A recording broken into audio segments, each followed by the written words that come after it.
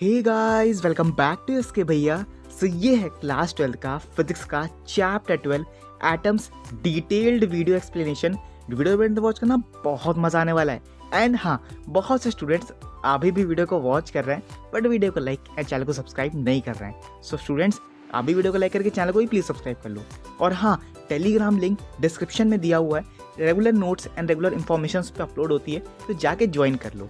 और कोई डाउट हो और कोई भी इशू हो तो कमेंट्स बॉक्स में अपना कमेंट्स में क्वेश्चन डाल दिया करो। और एक्सप्लेनेशन कैसा लगा कमेंट्स में बता देना। चलो एक्सप्लेनेशन को स्टार्ट करते हैं। ओके, तो अब हम लोग पढ़ने जा रहे हैं एटम्स चैप्टर को, जो कि फिजिक्स का चैप्टर नंबर 12 है। तो चलो स्टार्ट करते हैं। सबसे फर्स्ट पॉइंट आता है हमारा यहाँ पे न्यूक्लियस। न्यूक्लियस के अंदर भी कुछ बहुत से पॉइंट्स होते हैं, हमको उनको भी पढ़ना है। तो चलो उसको देख लेते हैं। तो देखो, फर्स्ट पॉइंट लिखा हुआ है यहाँ पे आइसोटोप्स। ठीक है, आइसोटोप्स क्या होता है? The atoms of an element which constitute the same atomic number but different mass number are termed as isotopes. देखो बेसिकली यहाँ पे ये लिखा हुआ है, एटम के जितने भी हमारे एलिमेंट्स होंगे उनका एटॉमिक नंबर सेम होगा, लेकिन क्या डिफरेंट होगा यहाँ पे? मास नंबर डिफरेंट होगा। उन्हीं को बोलते हैं यहाँ पे हम, यानी उन ऐसे एलिमेंट्स को बोलते हैं यहाँ पे आइसोटोप्स। ठीक है, चलो एग्जाम्पल के थ्रू देख लेते हैं। तो देखो एग्जाम्पल में लिखा हुआ है हमारा कि ऑक्सीजन 8 है हमारा। क्या 8 है? एटॉमिक नंबर हमारा 8 है, लेकिन डिफरेंट क्या है यहाँ पे? मास नंबर डिफरेंट है। देखो इसका 16 है, इसका 17 है, इसका 18 है। ऐसे ही देखो यहाँ पे ऑक्सीजन पे 35 है एंड क्लोरीन का यहाँ पे 37 है। ठीक है, ऐसे यहाँ पे देखो लीड लिखा हुआ है। लीड का भी देखो सारे जितने भी हमारे मास नंबर है वो यहाँ पे डिफरेंट है। ठीक है, तो इनको बोलते हैं यहाँ पे हम आइसोटोप्स। फिर देखो बात करते हैं आइसोटोन्स की। तो आइसोटोन्स क्या होता है कि द एटम्स हुज न्यूक्लियाई। ठीक है, एटम्स के न्यूक्लियाई यानी जितने भी हमारे यहाँ पे सेम नंबर ऑफ न्यूट्रॉन्स होंगे, एटम्स के जितने भी सेम नंबर ऑफ न्यूट्रॉन्स होंगे उन्हीं को बोलेंगे यहाँ पे हम आइसोटोन्स। ठीक है, अब सेम नंबर ऑफ न्यूक्लियाई यानी का मतलब ये है कि एटम्स के रिवॉल्व कर रहे होंगे यहाँ पे सेम नंबर ऑफ न्यूट्रॉन्स। ठीक है, तो उन्हीं को बोलेंगे यहाँ पे हम आइसोटोन्स। ठीक है, सिंपल वर्ड में बताया गया है। आइसोबार्स की बात करें यहाँ पे, तो आइसोबार्स का मतलब ये होता है कि एटम्स में यहाँ पे क्या होगा, एटम्स के कंस्टिट्यूट जो भी हमारे यहाँ पे एटॉम जितने भी हमारे एलिमेंट्स हैं वो यहाँ पे क्या होंगे? सेम नंबर होगा।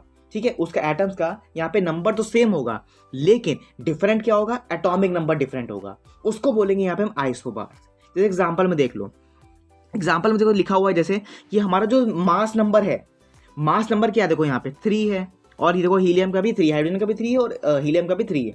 ये हमारा मास नंबर होता है। देखो ये तो सेम है, लेकिन डिफरेंट क्या है? यहाँ पे जो एटॉमिक नंबर लिखा हुआ है देखो 1। ठीक है, 1 और ये देखो 2 और 4। ठीक है, लिथियम बेरिलियम का 28, 29। तो ये क्या है? हमारा डिफरेंट है। ठीक है, उन्हीं को बोलते हैं यहाँ पे हम, ऐसे एलिमेंट्स को बोलते हैं हम आइसोबार्स।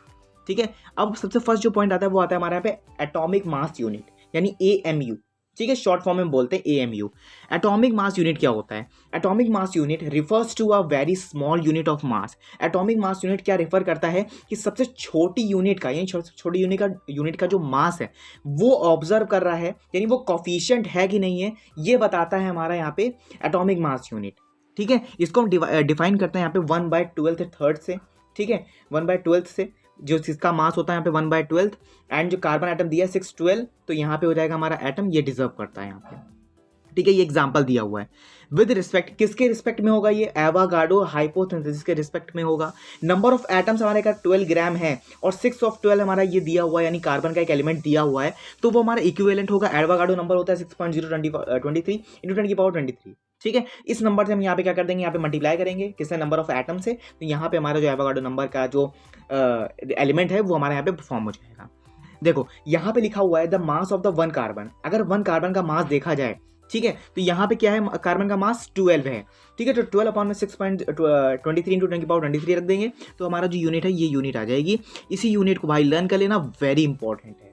ठीक है, AMU की जो यूनिट आती है वो आती है तुम्हारी यहाँ पे 1.9 × 10⁻26 kg। ठीक है, तो ये छोटी सी यूनिट है AMU की, प्लीज इसको लर्न कर लेना। चलो आगे देखते हैं। आगे देखो लिखा हुआ है, ये फर्स्ट यूनिट थी। ठीक है, तुम लोगों की। अब देखो सेकंड में क्या किया, जो 1/mu को हमने 1/12 टर्म में क्या किया? उसी डिजिट से मल्टीप्लाई कर दिया। ठीक है, उसी डिजिट से मल्टीप्लाई करेंगे तो हमारा ये जो यूनिट है AMU की, ये यूनिट आ जाएगी सेकंड टर्म में। ठीक है भैया, 2 बार क्यों किया? एक बार हमने कार्बन का किया, एक बार उसके एलिमेंट का किया। समझ में आया? एक बार हमने कार्बन का किया, एक बार उसके एलिमेंट का किया। जब एलिमेंट का किया तो हमने क्या आया यहाँ पे 1.6 × 10⁻27 kg। ठीक है, ये भी क्या हो जाएगा, AMU का सेकंड यूनिट आ जाएगी यहाँ पे। ठीक है, कोई डाउट नहीं होगा अभी तक। चलो आगे देखते हैं। आगे लिखा हुआ है हमारा यहाँ पे energy equivalent of the atomic mass unit. Energy कैसे इक्विवेलेंट करेंगे एटॉमिक मास यूनिट की, चलो देखते हैं। With respect to the Einstein mass energy, हम किसके रिस्पेक्ट में करेंगे, आइंस्टाइन मास एनर्जी के रिस्पेक्ट में करेंगे, जो कि उसका इक्विवेलेंस फॉर्मूला होता है हमारा। वो क्या करता है, जितनी भी हमारी एनर्जी है वो यहाँ पे क्या करता है, इक्विवेलेंट मास के साथ में एक्सप्रेस कर देता है। यानी E is equal to mc² हमारा क्या होता है, आइंस्टाइन का फॉर्मूला है। सिंपल सी बात है, E मतलब आइंस्टाइन होता है, m तुम्हारा मास है, c तुम्हारा यहाँ पे स्पीड ऑफ लाइट है। ठीक है, समझ में आ गया। तो देखो c यहाँ पे स्पीड ऑफ लाइट है, जो कि यहाँ पे सपोज्ड कर रही है, यानी अगर यहाँ पे मास में ले लोगे यानी 1 mu को, तो सिंपल सी बात है कि यहाँ पे तुम्हारा जो फॉर्मूला है 1.6 × 10⁻⁻27 kg जो है, वो यहाँ पे स्पीड ऑफ लाइट से अगर तुम यहाँ पे मल्टीप्लाई कराते हो तो तुम्हारा ये आंसर आएगा। क्या अभी तक कोई डाउट है, कोई डाउट हो तो पूछ लेना। ठीक है, फिर देखो यहाँ पे लिखा हुआ है the mass equivalent of 1 mu। अगर एनर्जी इक्विवेलेंट का जो मास है वो 1 mu है, तो यहाँ पे अगर इस वैल्यू को रखने के बाद इस वैल्यू से मल्टीप्लाई करा दी जाए तो क्या ये वैल्यू आ जाएगी हमारी जूल में कन्वर्ट होके, बिल्कुल आ जाएगी। तो अगर पूछा जाए तुमसे कि 1 मास इक्विवेलेंट यानी इक्विवेलेंट मास की यूनिट क्या है, तो तुम बता सकते हो 1.6 × 10⁻⁻23 जूल। ये तुम्हारी एनर्जी है, ये आ जाएगी। ये तुम्हारा थर्ड फॉर्मूला हो जाएगा। ठीक है, ये तुम्हारा थर्ड फॉर्मूला हो गया। अब तुमसे पूछा जाएगा, देख लो बहुत ध्यान से समझना हर चीज, एनर्जी इक्विवेलेंट पूछी जाएगी तुम्हारी मास यूनिट की, तो तुम ये वैल्यू बताओगे।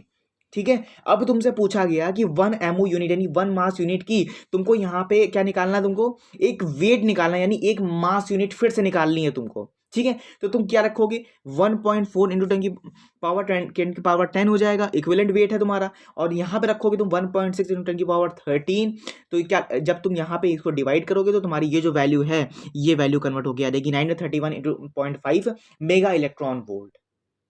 कितनी बात समझ में आ रही है, मेगा इलेक्ट्रॉन, ये सेकंड वैल्यू हो जाएगी किसकी, 1 एटॉमिक मास यूनिट की। भाई अभी भी क्या कोई डाउट है, सब चीज सॉल्व करके तुम्हारे सामने रखी हुई है, कोई डाउट क्लैरिटी होगी। ठीक है, सारी चीज क्लैरिटी के साथ एक्सप्लेन कर रहा हूँ। ठीक है, कोई इधर से उधर चीज नहीं है। ठीक है, आई होप कि समझ में आ गया होगा कि 1 mu की यूनिट है, तो मैंने दोनों चीज रखा, दोनों चीज रखने के बाद हम यहाँ पे डिवाइड करेंगे, सिंपल सी जो यूनिट आ जाएगी 931 मेगा इलेक्ट्रॉन वोल्ट। ये वैल्यू तुम्हारी स्टेबल होके आ जाएगी। ठीक है, चलो आगे बढ़ते हैं। आगे देखो लिखा हुआ है हमारा न्यूक्लियर साइज। भैया न्यूक्लियर साइज क्या होता है, अगर न्यूक्लियस का जो वॉल्यूम है अगर डायरेक्ट प्रोपोर्शन तुम कर दोगे, यानी नंबर ऑफ जितनी में अपन न्यूक्लियॉन्स हैं, अगर उसका मास नंबर यहाँ पे इन्वॉल्व कर रहा है उसी न्यूक्लियस के साथ में, और उसका जो रेडियस है वो r के बराबर है, तो यहाँ पे जो मास नंबर है वो क्या a हो जाएगा, बिल्कुल हो जाएगा। ऐसे हम रिप्रेजेंट करेंगे 4/3 पाई r का cube inversely proportional to a, r inversely proportional to a/1/3 हो जाएगा। तो जो तुम्हारा न्यूक्लियर साइज का जो फॉर्मूला है वो ये फॉर्मूला रिप्रेजेंट होके आ जाएगा, r = r0 a1/3 जो फॉर्मूला है तुम्हारा आ जाएगा। भैया यहाँ पे जो R है वो तुम्हारा यहाँ पे रेडियस है, और जो R0 है वो तुम्हारा ये रिप्रेजेंट कर रहा है कि न्यूक्लियर साइज जो है तुम्हारे एक इक्विवेलेंट मास नंबर पे डिपेंड है। ए जो तुम्हारा है वो सिंपल सी बात है कि भाई तुम्हारा मास नंबर है, यानी नंबर ऑफ न्यूक्लियॉन्स है। 1/3 टर्म में इसको हमने डिवाइड किया, यानी 1 mu की यूनिट लगाई है, तब जाके ये फॉर्मूला हमारा रिप्रेजेंट हो गया है। ये तुम्हारा फोर्थ फॉर्मूला आ गया है। फिर बात करते हैं देखो यहाँ पे न्यूक्लियर डेंसिटी की। न्यूक्लियर डेंसिटी भी क्या होता है, न्यूक्लियर डेंसिटी हमारा होता है कि मास ऑफ न्यूक्लियर का जो भी मास है हमारा, और एटम का जो भी मास नंबर है उसको हम यहाँ पे एस डिनोट कर दें, तो A = a mu हो जाएगा तुम्हारा A × 1.6 × 10⁻27 kg जो हमारा आंसर है वो यहाँ पे बन जाएगा। ठीक है, फिर बात करते हैं देखो R is radius of the nucleus. R radius है किसका, न्यूक्लियस का। वॉल्यूम का अगर न्यूक्लियस देखा जाए तो 4/3 r³ लेंगे, 4/3 पाई r0 a1/3 हो जाएगा। तो जो न्यूक्लियस आएगा, जो न्यूक्लियस का जो वॉल्यूम आएगा वो ये वॉल्यूम आ जाएगा। ये तुम्हारा फिफ्थ फॉर्मूला हो गया। R0 की जो वैल्यू होती है वो होती है 1.1 × 10⁻15 मीटर। याद कर लेना, R0 की जो वैल्यू होती है वो होती है तुम्हारी 1.1 × 10⁻15 मीटर माइनस का। डेंसिटी देखी जाए न्यूक्लियस की तो भैया कैसे निकालेंगे, डेंसिटी का फॉर्मूला पता है हमको, मास ऑफ न्यूक्लियस अपॉन में वॉल्यूम ऑफ न्यूक्लियस होता है। A इंटू रखोगे 1.6 में सारी वैल्यूज को पुट करना, ये जो वैल्यू है ये तुम्हारा फिफ्थ फॉर्मूला बना देगा यहाँ पे 2.9 × 10⁻17 किलोग्राम मीटर क्यूब।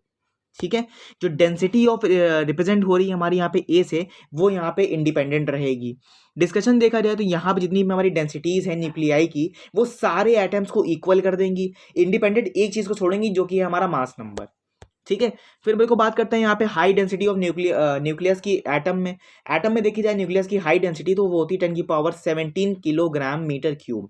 ठीक है, तो यहाँ पे जो कंपैक्टनेस है न्यूक्लियस का, जो कंपैक्टनेस है, वो यहाँ पे एग्जांपल देगा कि अगर डेंसिटी को हम हाई कर रहे हैं न्यूक्लियाई की, तो वो सिंपल सी बात है, वो ऑब्जर्व कर रहा है यानी फॉर्म कर रहा है न्यूट्रॉन के स्टार्स के फॉर्म में। ठीक है, मास डिफेक्ट क्या होता है, अगर किसी के डिफरेंस के भी बीच में number of sum of masses और नंबर ऑफ न्यूक्लियॉन्स की बात करें अगर, तो इसके बीच का जो डिफरेंस है, यानी किसके बीच का difference, sum of the masses और न्यूक्लियॉन्स के बीच का डिफरेंस है, वो फॉर्म करता है यहाँ पे न्यूक्लियस को। जब न्यूक्लियस को फॉर्म करेगा तो न्यूक्लियस क्या हो जाएगा, जो उसका न्यूक्लियस का जो मास है वो रेस्ट पोजीशन में रहेगा। ठीक है, और जो न्यूक्लियस है वो एक टर्म्ड फॉर्म में रहेगी, उसी को बोलते हैं यहाँ पे मास डिफेक्ट। वो रिप्रेजेंट करेगा डेल्टा एम से मास डिफेक्ट को। इवेल्युएट कर देंगे मास डिफेक्ट को, जो कि न्यूक्लियस का जो मास डिफेक्ट है उसको हम यहाँ पे एटम में ले लेंगे, यानी ZXA हो जाएगा हमारा। और न्यूक्लियस की बात करें, एटम जो कंसिस्ट करेगा, Z प्रोटॉन है हमारा, A माइनस Z करोगे तो यहाँ पे न्यूट्रॉन बन जाएगा।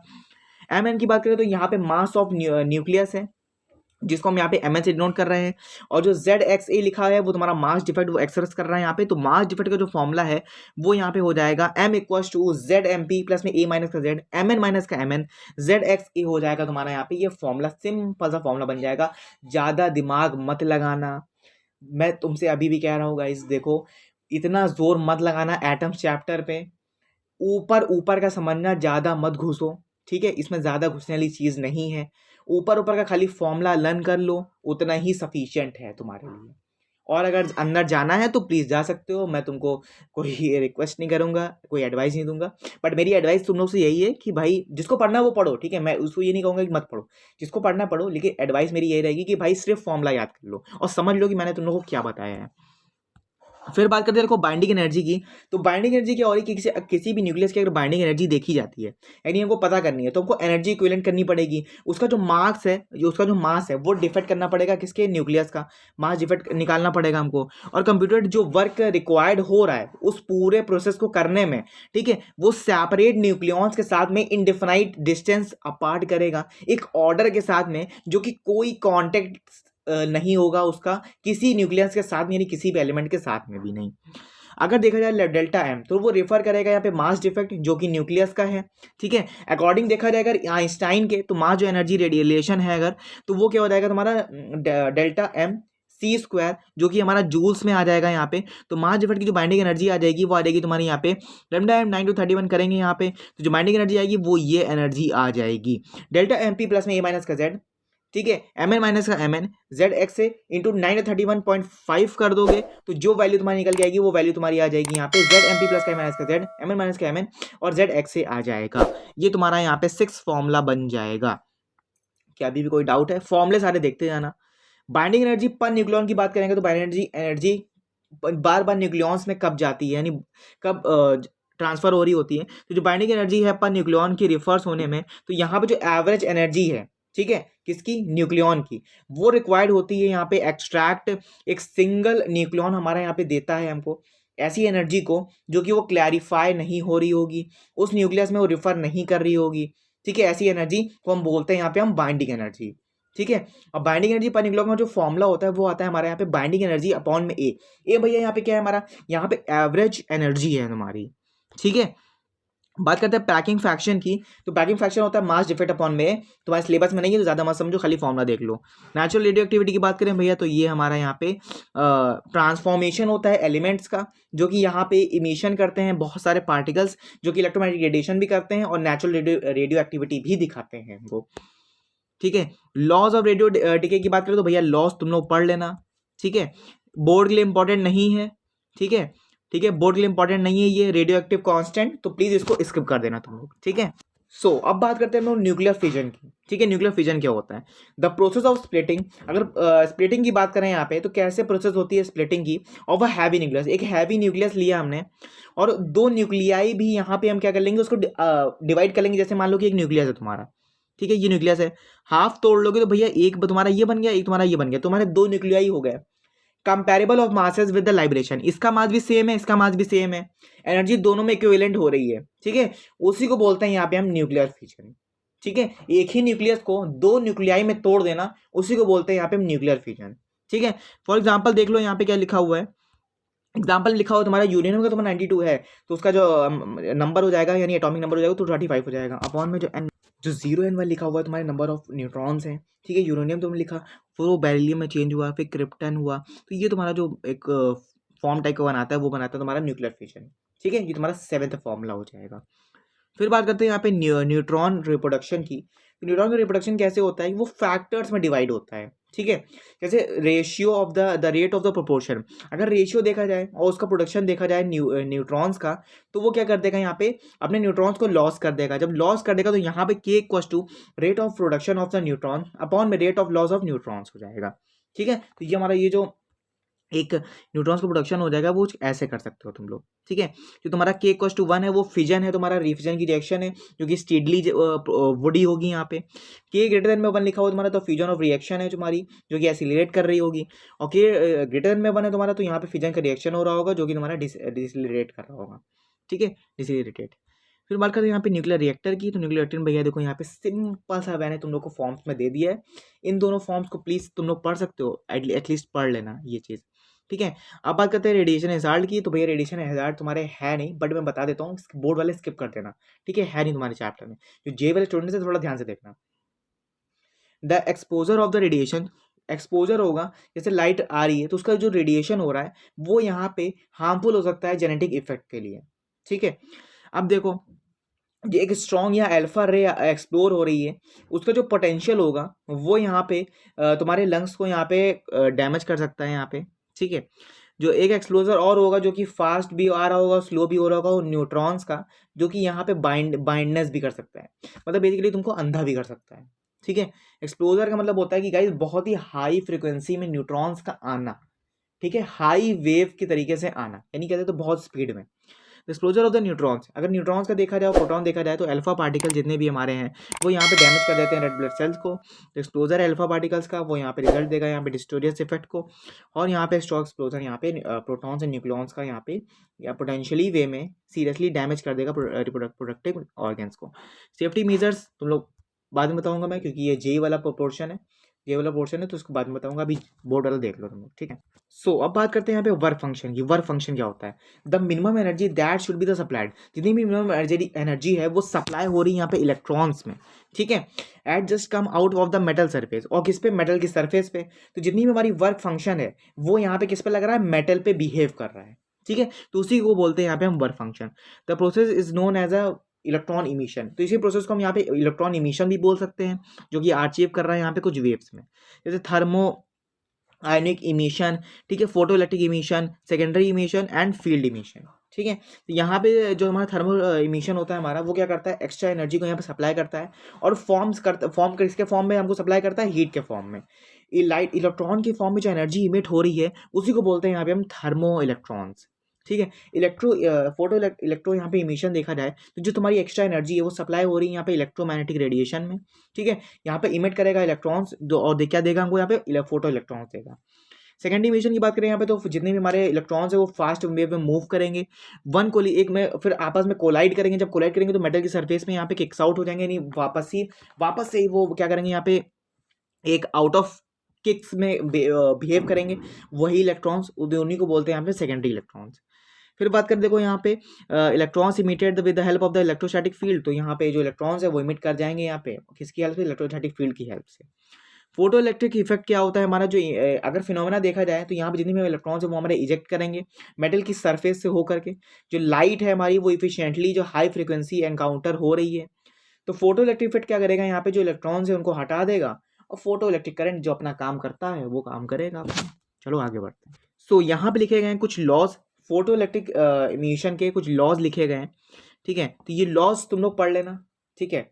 मैं कुछ चीज़ें भाई तुम लोग को होमवर्क दे रहा हूँ कि मतलब तुम लोग भी थोड़ी सी हर चीज़ पढ़ो, ठीक है, एटलीस्ट हर चीज़ मैं बता रहा हूँ हर चीज़, लेकिन तुम लोग भी थोड़ी चीज़ पढ़ो। अब बात करते हैं यहाँ पे फोटो इलेक्ट्रिक सेल की। फोटो इलेक्ट्रिक सेल क्या होता है, अब photo electric cell is a setup, photo electric cell का जो एक सेटअप बनाया गया है, यहाँ पे बताया गया है कि जो हम लाइट को कन्वर्ट कर रहे हैं, लाइट एनर्जी को यहाँ पे कन्वर्ट कर रहे हैं इलेक्ट्रिकल एनर्जी में, ठीक है। तो यहाँ पे सबसे इसी को बोलते हैं यहाँ पे हम फोटो इलेक्ट्रिक सेल, ठीक है। 3 टाइप्स में photo emissive cells and photovoltaic cells and photo conductive sales.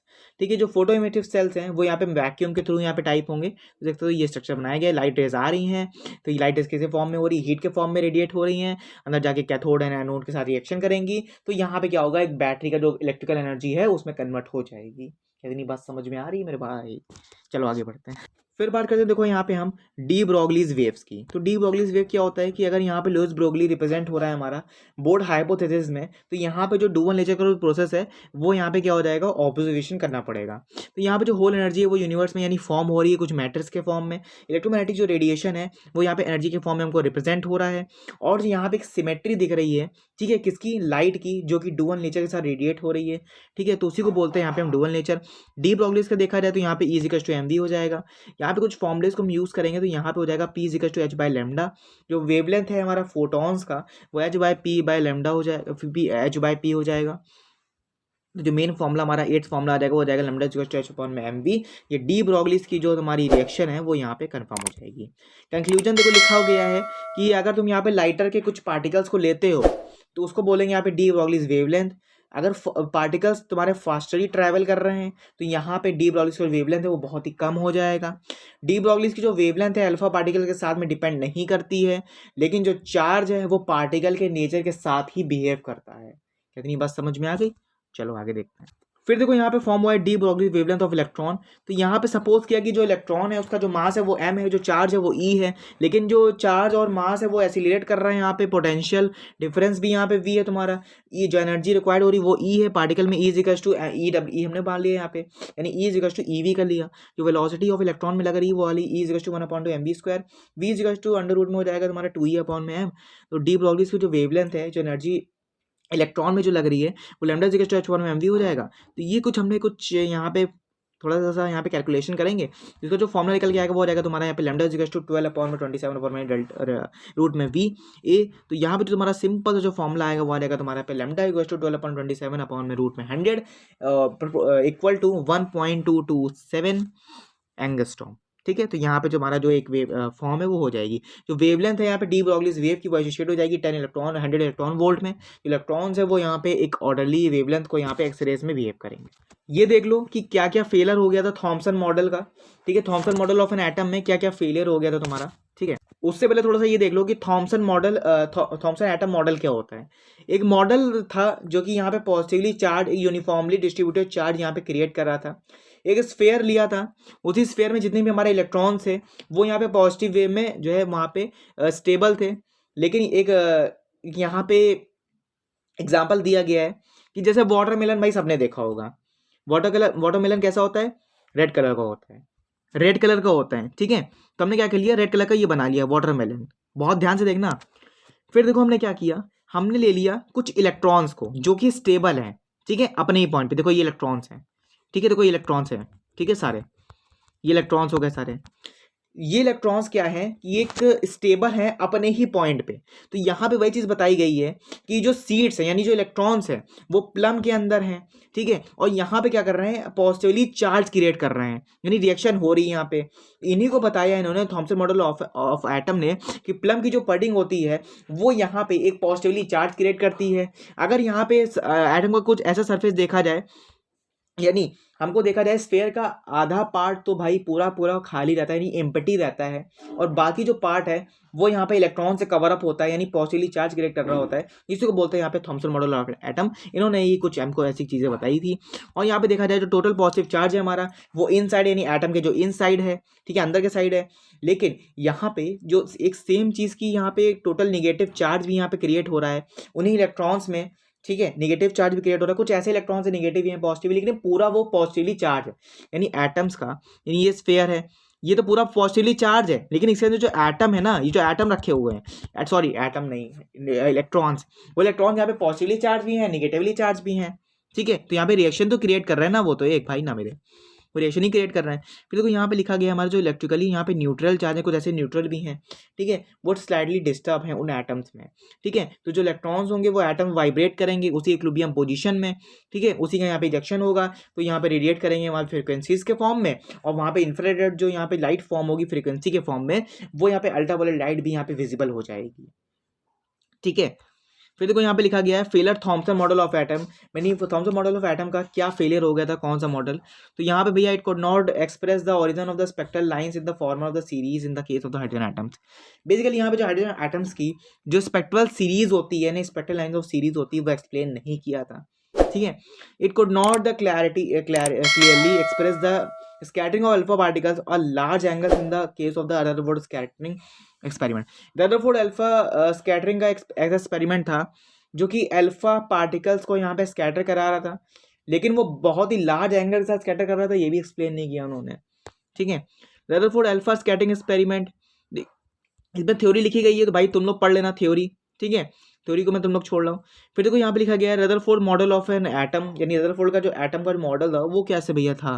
तो देखो यहाँ पे एटम जो था वो यहाँ पे स्फेयर में था, और मतलब एटम जो भैया स्फेयर ही है ना, उसमें एटम्स थे। तो यहाँ पे उसका डायमीटर था वो था 10⁻⁻10 मीटर, और जो होल पॉजिटिव चार्ज है हमारा वो यहाँ पे इंटायरली जो मास है उसका वो यहाँ पे कंसंट्रेट कर रहा है स्मॉल सेंट्रल कोर्स में, ठीक है, उसको बोलेंगे यहाँ पे न्यूक्लियाई, और जिसका डायमीटर होगा वो 10⁻14 मीटर हो जाएगा, ठीक है। तो जितने भी हमारे न्यूक्लियस के जो यहाँ पे नेबरहुड यानी इलेक्ट्रॉन्स यानी पड़ोसी जो इलेक्ट्रॉन्स थे वो यहाँ पे क्या कर रहे थे, इलेक्ट्रॉन डिस्ट्रीब्यूट कर रहे थे आपस में कि कौन सा जो एटम है वो लीव कर जाएगा, यानी कौन सा एटम का जो इलेक्ट्रॉन्स है वो लीव कर जाएगा, और आधा हिस्सा जो एटम का होता है वो यहाँ पे अधिकतर खाली होता है। ये बताया गया था रदरफोर्ड एटम के मॉडल में, ठीक है। Space is empty. ड्रॉबैक्स क्या होता है, ड्रॉबैक्स की बात करें रदरफोर्ड मॉडल एटम की, तो यहाँ पे कुछ ऐसे इलेक्ट्रॉन्स है जो रिवॉल्व कर रहे थे न्यूक्लियस में ही, ठीक है, और कंटिन्यूसली एसिलेट भी कर रहे थे टूवर्ड्स यहाँ पे सेंटर ऑफ न्यूक्लियस के सेंटर पे ही। यहाँ पे जो लोनार्ड्स फोर्स होता है एसिलेट कर जाता है चार्ज पार्टिकल्स के फॉर्म में, एनर्जी रेडिएट हो गई थी एटम में ही, जो इलेक्ट्रॉन्स थे वो यहाँ पे इमिट कर रहे थे एनर्जी के फॉर्म में। वहाँ का जो रेडियस था वो यहाँ पे क्या बता रहा था कि वो डिक्रीज हो रहा था उसका रेडियस, यानी जब एटम रिवॉल्व करेंगे बहुत ही हाई स्पीड में तो उसका रेडियस है वो कम हो जाएगा, ठीक है। तो यहाँ पे जितने भी हमारे न्यूक्लियस थे वो यहाँ पे एटम्स के साथ ही रिवॉल्व, न्यूक्लियस में ही एटम इलेक्ट्रॉन रिवॉल्व कर रहे थे। तो यहाँ पे जो रदरफोर्ड मॉडल का जो एटम है वो ये चीज़ एक्सप्लेन नहीं करी थी, स्टेबिलिटी एक्सप्लेन नहीं करी थी। न्यूक्लियस के अंदर जो इलेक्ट्रॉन रिवॉल्व कर रहा है उसकी स्टेबिलिटी एक्सप्लेन नहीं करी थी कि क्यों रिवॉल्व हो रहा है, क्यों क्या हो रहा है। सपोज रदरफोर्ड मॉडल का जो एटम है वो यहाँ पे ट्रू है, यानी वो सही है, लेकिन जो यहाँ पे इलेक्ट्रॉन्स का जो रिवॉल्वमेंट है उसी ऑर्बिट पे न्यूक्लियस है जैसे, तो ये न्यूक्लियस रखा हुआ इसी के रिवॉल्व में न्यूक्लियस जो है वो इलेक्ट्रॉन रिवॉल्व कर रहा है, ये चीज़ एक्सप्लेन नहीं करी उन्होंने, ठीक है। और यहाँ पे बताया नहीं था कि क्यों ऑर्बिट पे वो पॉजिटिवली जो उसका रेडियाई है वो भी यहाँ पे जो कंटिन्यूसली एनर्जी उसकी इमिट हो रही है स्पेक्ट्रम में, ठीक है, उस स्पेक्ट्रम में क्यों ही हो रही, लाइट स्पेक्ट्रम में हो रही है।